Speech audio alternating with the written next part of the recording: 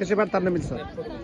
सुन्दरताले भरिपूर्ण मेरो देश, यसैबाट तान्नुलाई भिडियोबाटै। सुन्दरताले भरिपूर्ण मेरो देश, सुन्दर, पवित्र अनि सभ्य। यही देशलाई अघि बढाउनु हामी युवा वर्गको हो कर्तव्य। धन्यवाद कार्यक्रम सञ्चालक सर।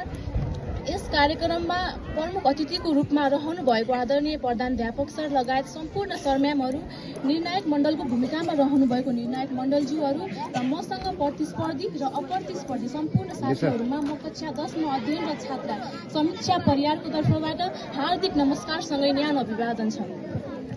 हाम्रो विद्यालयमा भइरहने शुक्रबारे कार्यक्रम अन्तर्गत आज देश विकासमा युवाहरूको भूमिका शीर्षकमा वक्तृत्व कला हुन गइरहेको छ। यस वक्तृत्व कलामा म सहभागी भएर मेरा केही विचारहरू राख्न पाउँदा अत्यन्तै खुसी महसुस गर्दैछु। देश विकासको लागि युवा वर्गलाई एउटा मेरुदण्डको रूपमा लिने गरिन्छ। युवाहरूले नै देश विकासको लागि देशको गहकिलो जिम्मेवारी उठाएका हुन्छन्। बाल्यकालको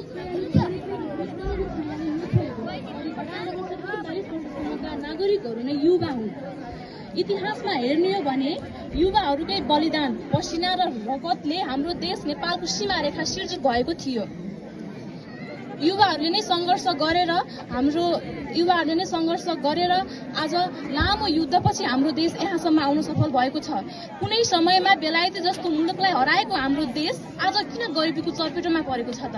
यसको कारण हामी युवाहरू नै हौ र यसको जिम्मेवारी हामीले नै उठाउनुपर्छ। युवाहरू एकीकृत हुन नसकेकै कारणले गर्दा आज हाम्रो देश अगाडि बढ्नुको साटो पछाडितिर धकेलिँदै गएको छ। आज देश एउटा सङ्कटको क्षणमा पुगेको छ।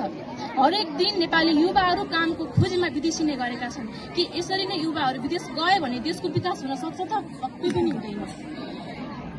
विदेशमा गएर बगाउने पसिना हाम्रै देश नेपालका बाँझा जमिनहरूमा बगाउन सक्यो भने हाम्रो नेपाल नै हराभरा हुनेछ।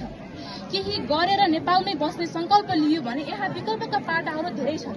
इङ्ग्लिसमा एउटा भनाइ छ, nothing is easy and nothing is impossible. यहाँ केही पनि असम्भव छैन कि जब नेपाली युवाहरू केही गर्न चाहन्छन्।